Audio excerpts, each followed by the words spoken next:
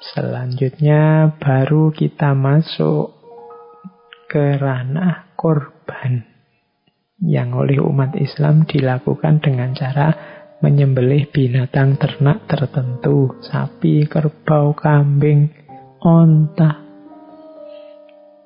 Binatang tertentu berarti tidak semua binatang, memang ada syarat dan ketentuannya, ada rumusnya. Kita mulai ya, karena memang tema utamanya justru di korban ini, yang mungkin teman-teman sudah menjalaninya sejak kecil, sudah melihatnya. Nah, malam ini kita coba masuk ke ranah hikmahnya.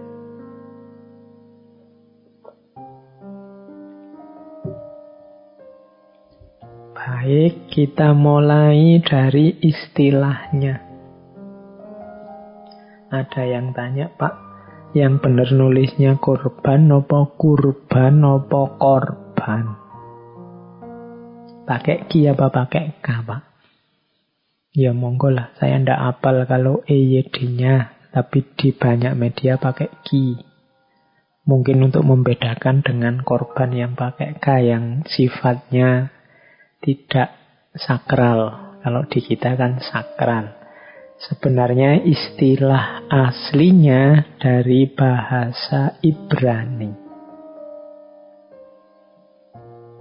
Bahasa Ibrani korban, yang artinya persembahan. Dan ada juga bahasa Syria, kurbana, artinya pengorbanan. Kalau dalam bahasa Arab, istilah kurban, satu akar kata dengan kurb, itu artinya dekat, kedekatan.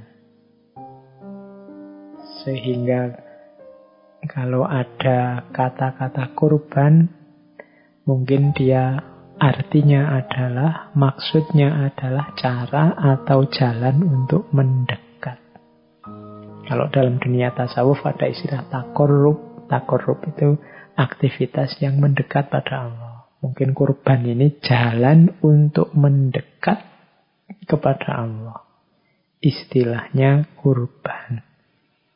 Saya tidak perlu menjelaskan detail teknis kurban seperti apa. Ya sekarang kan banyak itu, silakan cari sendiri di YouTube, teman-teman cari sendiri ustadz-ustadz yang menjelaskan syarat-syarat binatangnya, cara nyembelihnya, sudut penyembelihannya, macam-macam. Silakan dipelajari sendiri fikihnya. Kita masuk ke ranah hikmahnya. Ini kalau dalam ilmu fikih bisa masuk kajian namanya hikmatut tasyri' atau falsafatut tasyri'. Oke. Nah, kita lihat kurban ini di level ranah praksis beragamanya. Maksudnya apa? Memahami kurban itu bisa dari banyak sudut pandang. Jadi tidak cuma mono, bahkan tidak cuma stereo. Kalau stereo kan hitam putih. Kalau mono itu hanya satu. Tapi ini banyak sudut pandang, plural perspektif. Jadi kurban dari sudut pandang apa, dari sisi apa, itu nanti cara membunyikannya kan berbeda. Kadang-kadang kita hari ini tidak setuju dengan orang ini kok ngomongnya begitu. Sebenarnya kita ternyata tidak melihat orang ini ngomong dari perspektif apa. Kita kesusu tidak setuju. Padahal mungkin kalau kita tahu sudut pandang atau perspektifnya, mungkin kita setuju. Kalian melihat saya karena kamu melihatnya dari depan. Oh, kelihatannya saya ini lengkap, ada hidungnya, ada matanya, ada mulutnya. Tapi orang yang ada di belakang saya terus bilang, loh saya kok cuma melihat rambut, wong dia ada di belakang. Kalau kita ngerti, oh iya kamu lihat rambut, wong kamu dari belakang. Saya melihat hidung, telinga, mulut karena saya dari depan. Hari ini banyak orang debat, diskusi, gegeran semacam ini. Dia tidak sadar bahwa, loh ya dia ngomongnya lihat rambut karena dia lihat dari belakang. Nah, kita menyisihkan aspek dari belakang ini, terus kita marah-marah. Wong saya lihat sendiri, ada telinganya, ada mulutnya, ada hidungnya, kok kamu bilangnya hanya rambut? Yang lihat hanya rambut juga marah. Loh, saya juga lihat sendiri, adanya hanya rambut, telinganya ndak ada, hidungnya ndak ada, mulutnya ndak ada. Dia lihat dari belakang, yang sana lihatnya dari depan. Yang dari belakang sama dari depannya disingkirkan, terus rame. Padahal kalau sama-sama sadar, oh iya ya, kamu lihatnya dari belakang sih, pantes hanya kelihatan rambut. Saya lihatnya dari depan, kelihatannya wajah. Nah, makanya penting melihat ranah ngomongnya, ranah diskusinya ada di mana. Yang pertama, orang bisa membahas kurban ini dari aspek kepercayaan dan kepatuhan, keimanan dan ketaatan. Kalau ini ya sifatnya apa yang disampaikan oleh agama dan ajaran-ajarannya dipercaya dan dijalankan. Aspek pertama ini, karena memang ya dasarnya agama ya kepercayaan, kepatuhan. Jadi ada orang yang ngomongnya level ini, agama nyuruh kurban, ya berkorban. Fasholli li rabbika wanhar, berkorbanlah. Ya, percaya dan patuh. Oke, kalau ada orang ngomong, pokoknya kita harus berkorban, Al-Quran bilang begitu, ya ini orang bicaranya di level keimanan dan kepatuhan. Ada yang kedua, berbicara di level pengertian dan pemahaman. Kalau ini biasanya tidak sekedar ikut otoritas yang dipercaya, tapi juga berpikir, menganalisis, mempelajari sehingga paham. Ini level kedua. Akal budinya dimainkan untuk keimanannya. Kalau dalam bahasa Inggris, istilahnya faith seeking understanding. Keimanan yang mencari pemahaman. Mengapa sih? Dalilnya ada, tapi maksudnya dalil itu apa dan kemana sih? Nah, ini namanya level 2, level pemahaman. Ada yang ketiga, level hikmah. Kalau level hikmah, ini dicari, dilacak dua hal. Yang pertama manfaatnya, yang kedua barokahnya. Jadi saya mendefinisikan sederhana, hikmah itu mengejar manfaat dan barokah dari sesuatu. Barokah itu kan manfaat yang di luar kalkulasi normal. Itu namanya barokah. Kalau saya gajinya 1 juta, sementara 1 hari saya habisnya 10.000, maka di akhir bulan uang saya defisit berapa, lebih berapa, atau tinggal berapa, atau kurang berapa. Itu kalkulasi pas, namanya manfaat. Tapi ada kalanya barokah. Barokah itu kalkulasinya tidak persis seperti itu. Harusnya kalau uangku cuma 1 juta, ini sebulan tidak nyampe. Tapi kok ya nyampe ya? Harusnya kalau cuma ngajinya sedikit, jarang baca, ilmu pun cuma ini aja. Tapi kok rasanya jadi luas ya sekarang. Itu namanya barokah. Nah, jadi membahas kurban selain level pemahaman bisa level hikmah. Manfaatnya kurban apa? Misalnya dengan berkorban orang terlatih untuk peduli sesama. Dengan berkorban yang fakir miskin kemudian paling tidak setahun sekali dapat makanan enak misalnya. Itu kan manfaat, kalkulasi-kalkulasi yang bisa dihitung. Tapi bisa juga barokah. Barokah ini di luar kalkulasi, tiba-tiba hadir. Barokah selalu kita mintakan pada Allah biar oleh Allah dihadirkan. Misalnya, wah barokahnya korban ya, sekarang orang sini jadi rukun. Ini barokah namanya. Kalau kemarin agak sikut-sikutan, tapi begitu bareng-bareng berkorban, terus ini jadi rukun. Itu namanya barokah. Tidak terduga. Wah, gara-gara misalnya kita nyari hikmahnya virus corona, itu nanti bisa level manfaat, bisa level barokah. Manfaat itu kalkulasi-kalkulasi rasionalnya, jadi gunanya yang bisa dijangkau oleh akal pikiran itu manfaat. Tapi ada manfaat yang tidak terduga, tidak terjangkau, harusnya tidak seluas itu, sepanjang itu. Nah, itu namanya barokah. Nanti dalam kurban juga ada manfaatnya, ada barokahnya. Ini kalau kita tidak ngerti level ngomongnya, terus kalau ada orang misalnya ngomong level barokah, terus marah-marah.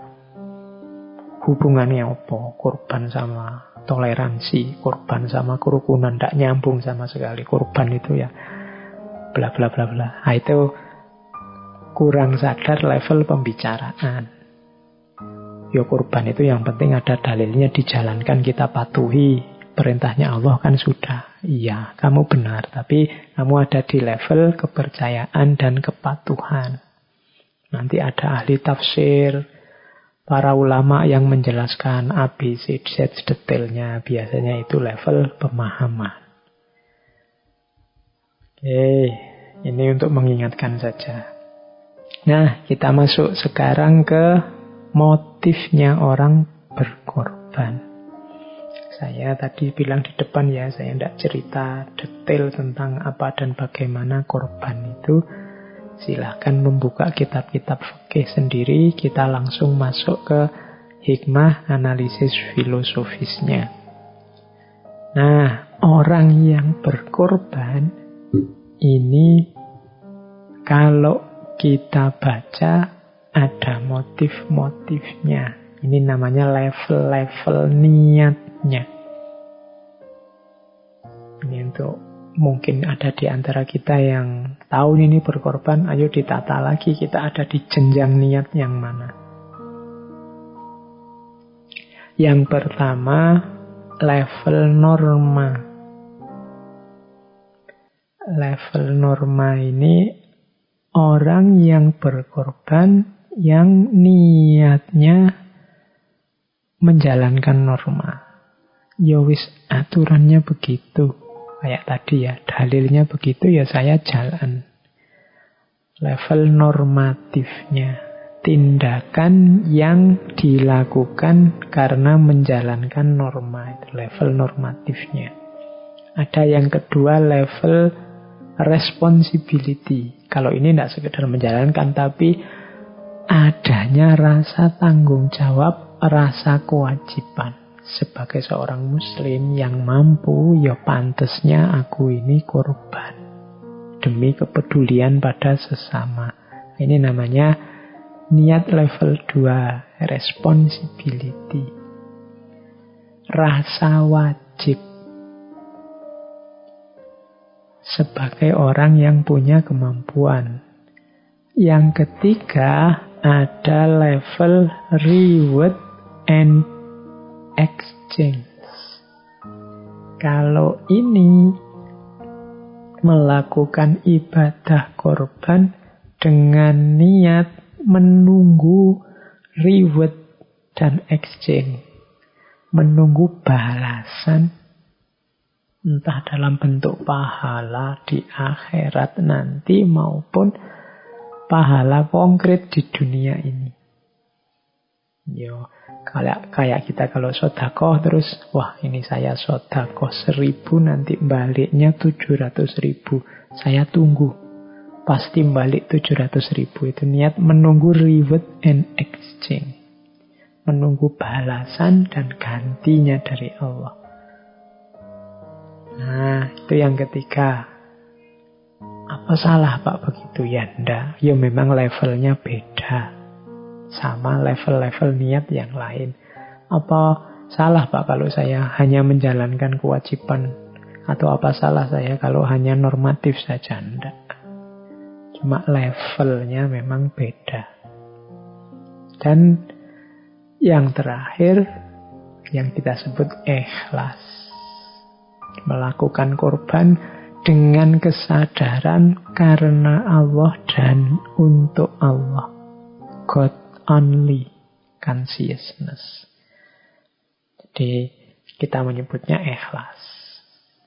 Nah, silahkan, kemungkinan ada teman-teman yang tahun ini berkorban atau tahun-tahun yang akan datang, dipetani sendiri niatnya ada di posisi mana.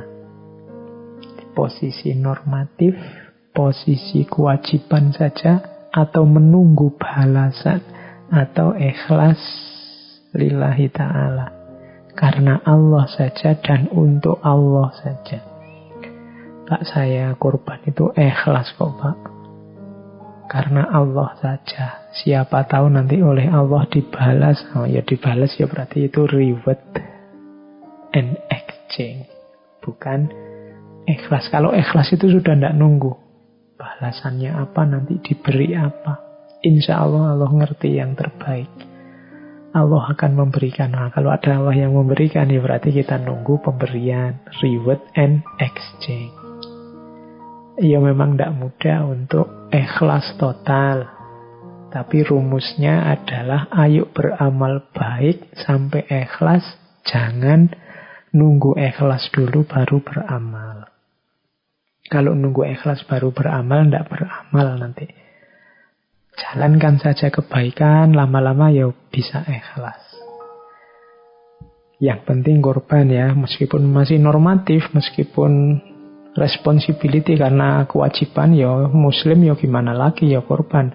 Atau saya menunggu balasan Pak di dunia ini atau di akhirat nanti, ya tidak apa-apa. Yang penting berkorbanlah sesuai yang diajarkan. Bahkan Kanjeng Nabi kan, barang siapa yang punya kemampuan tapi tidak mau korban, jangan dekat-dekat dengan tempat sholat kita.